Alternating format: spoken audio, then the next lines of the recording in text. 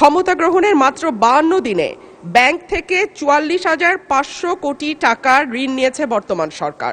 মাননীয় স্পিকার, নতুন সরকার ক্ষমতা গ্রহণের পর থেকে ব্যাংক থেকে ঋণ নেয়ার পরিমাণ ক্রমাগতই বাড়ছে। ক্ষমতা গ্রহণের মাত্র 52 দিনে ব্যাংক থেকে 44,500 কোটি টাকার ঋণ নিয়েছে বর্তমান সরকার। সরকারের দ্রুত ঋণ বৃদ্ধির কারণে ইতিমধ্যে চলতি অর্থবছরে বাজেটে নির্ধারিত লক্ষ্যমাত্রা ছাড়িয়ে গেছে।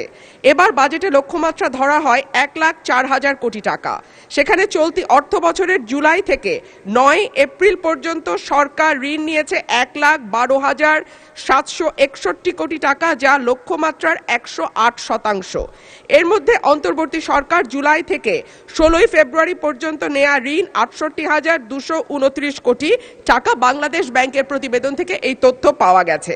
মাননীয় স্পিকার, অন্যদিকে রাজস্ব আদায়ে অর্থবছরে 8 মাসে লক্ষ্যমাত্রা থেকে পিছিয়ে আছে প্রায় 71,500 কোটি টাকা।